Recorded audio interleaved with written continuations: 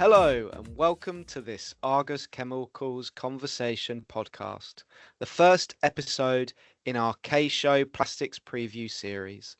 Today we will be discussing the latest developments in recycled polymers. I am your host, James Elliott, and I am joined by Will Collins, Global Editor Recycled Polymers, and Chloe Kinner, Editor Recycled Polymers. Will and Chloe are going to be representing Argus Recycled Polymers at the K-Fair in Dusseldorf in October.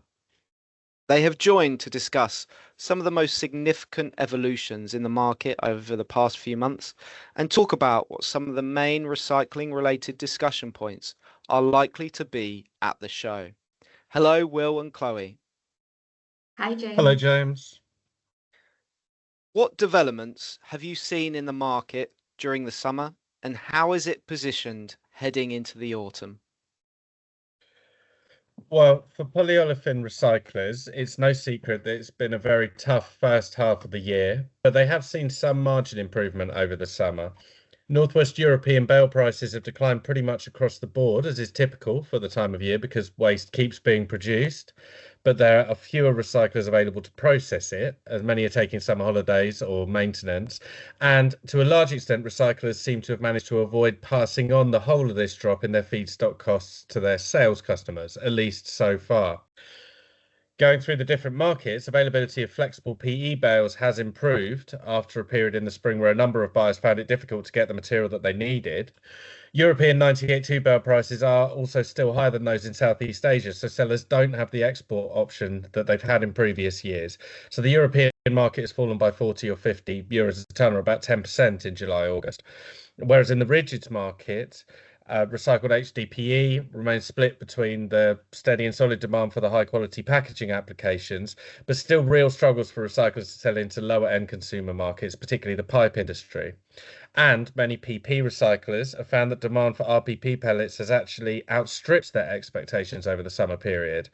Given that production of plant pots and trays usually drops in the summer and virgin PP is as cheap as it has been relative to recycled PP for several years, everything seems set up at the start of the summer for the kind of recycled PP price declines that we saw in 2023 and 2024, when in both years, by the end of the summer, some sorting companies were having to pay recyclers to pick up PP bales from their yards in Northwest Europe at the low end of the market. But prices and demand have actually been remarkably resilient this summer, with only a €30 a tonne drop in Argus PP bale and RPP rigid regrind assessments since the start of July, and largely stable RPP pellet prices so far, as I said. In terms of how this leaves the market set up for the autumn, it will mean that recyclers' profitability is under less pressure than it was heading into the summer, and they'll take some encouragement from the fact that recyclate markets seem to have outperformed virgin polymer markets in terms of demand in July and August, which suggests that the business environment might be sustainable, even if, as currently expected, virgin prices remain on a low level. And there are several industries, including packaging and agri-film, where they'll expect to see stronger demand after the summer. But with all that said, it's still a challenging time for the recycling industry, as evidenced by the large number of capacity closures that have been announced in the past 12 months. I'm glad to hear there is some relief for the recyclers, Will. And in the rPET market, Chloe, can you comment there? Yeah, so in the European rPET market, bale prices have also declined over the summer. So with consumption of packaging over the warmer months and waste and collection volumes increasing at the same time, and as Will mentioned, recyclers have also taken holidays and routine maintenance turnarounds, and market activities also slowed to a seasonal lull. North and West and Eastern bale prices have fallen around 50 to 60 euros from July to August, whilst bale prices in the central market have actually fallen the most, up to about 130 euros over this time. Prices in the central region have sustained a premium over the rest of Europe for most of this year, but have now fallen back to be more aligned with the rest of the region. Waste collectors' yards are getting full, and some sellers are accepting lower offers to just to move material. The expectation is that prices will continue to be pressured down in the first weeks of September and then stabilise out as we go forward. Some recyclers are a little bit more optimistic that increased consumption over the summer will have drawn down converters and brands' inventories, and it might incentivise some restocking activity when the market returns. But demand is low this year, and others are less optimistic, saying that prices are still under pressure and buyers will likely hold off from purchasing volumes in the hopes that prices will continue to fall. Also, import volumes previously purchased are continuing to arrive, and they will likely fulfil some of this restocking requirement. Over this year, demand for packaging and rPET has been relatively stable, but at a really quite low level, and there's little to suggest that this is likely to improve through to the end of the year. But we are awaiting the return back to normal after the summer to see the direction of the market, and contractual discussions for next year will gradually begin and will definitely be in full swing by the time of K-Fair. While some recyclers are hopeful, import offers are still really competitive and virgin prices do still continue to trickle down, which is widening the premium for recycled flakes and food grade pellets over the virgin market. And the price gap with virgin is definitely impacting demand for rPET this year. Thanks, Chloe. I'd like to drill down and examine one of the themes that you both commented on. If the lower discount for recycled polyolefin material compared with virgin material is not affecting demand as much as expected, is this evidence of more companies choosing recyclers for sustainability reasons rather than simply to just save money? Yeah, I think there definitely does seem to be an element of that. And even in markets like the flower pot industry, which have traditionally used recycled material because it's cheaper than virgin plastic, you do still have large companies that have made sustainability commitments and are locked in to some extent to buying the recycled material. If you look at the current price spread between the standard RPP black and virgin PP homopolymer spot prices that Argus assesses, there's actually only a €30 a tonne gap between the high end of recycled and the low end of virgin. But converters have continued to buy recycled. And when we launched Argus Recycled Polymers, which was only 3 years ago, the rule of thumb then was that converters wanted a €200 differential to cover the additional costs and quality control concerns associated with using recycled material. I also think that the confirmation of PPWR has been a factor here. It only impacts the packaging industry with recycled content targets. And even there, converters don't actually have to use recycled content until 2030.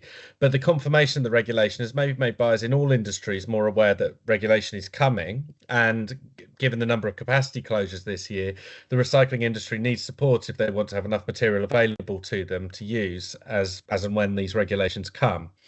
And that's not to say there's not still pressure on recyclers to compete with virgin polymer prices and demand losses in some cases from companies switching back to virgin. And a real litmus test, I think, will be the negotiations for contractual offtake for recyclates in 2026 and how willing the converters are to maintain or increase volumes, even given the less favourable cost comparison with virgin.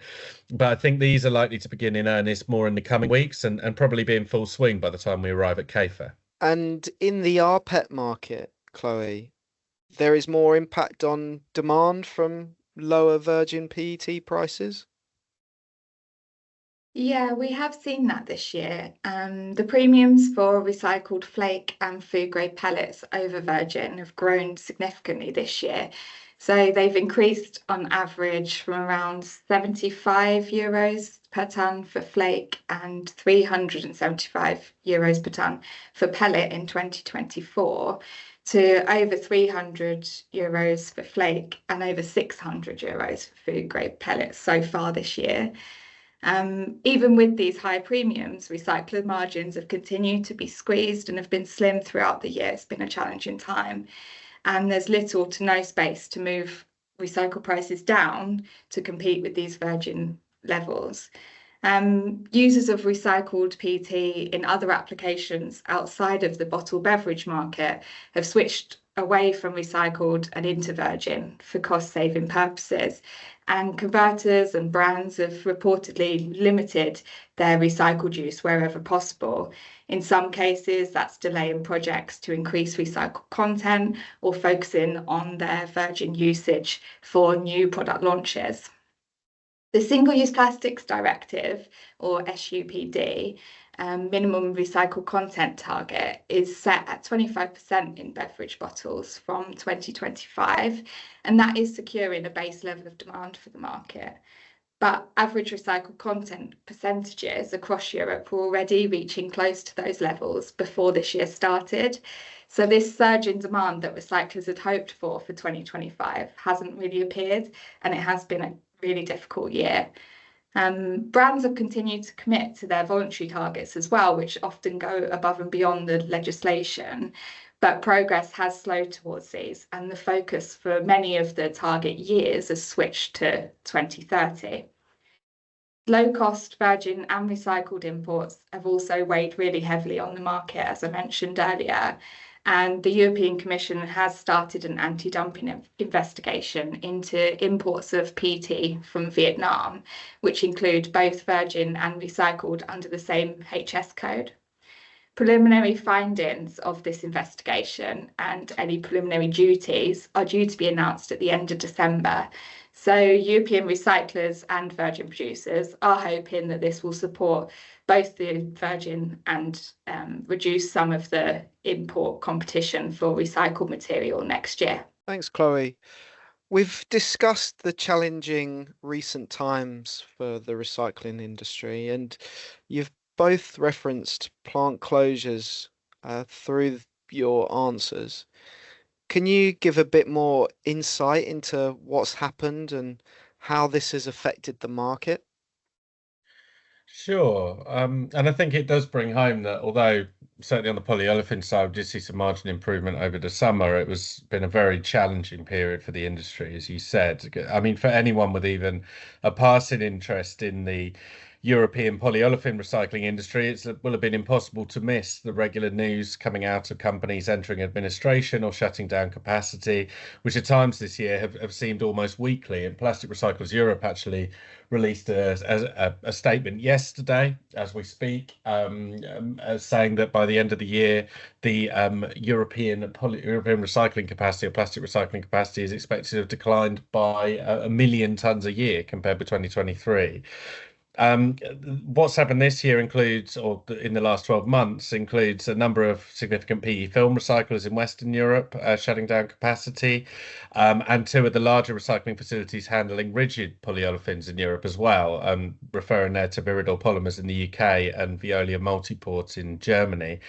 I mean, while each closure has its own specific circumstances, a thread running through the announcements has been an unsustainable mix of high costs and slow demand, which has prevented those high costs from being passed on in downstream sales prices and therefore squeezing margins.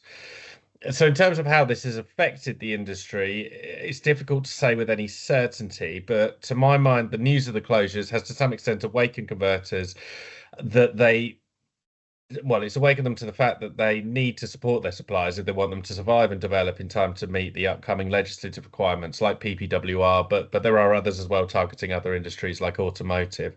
It's quite possible that this has been a factor in prices for RPP, for example, being more resilient than may have been expected during the summer.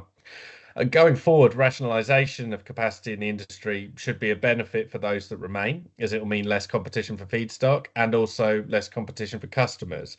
Now, the hope for the industry will be that, combined with growth in sorting capacity for lightweight packaging waste and increased focus on recyclates from customers, even in cost-saving markets, this will enable the business environment to improve to the extent that further closures can be avoided. Thanks, Will. Thanks, Chloe. Insightful as always. If you would like to meet with the Argus Recycled Polymers team at K-Show, please reach out to us after you've listened to this podcast.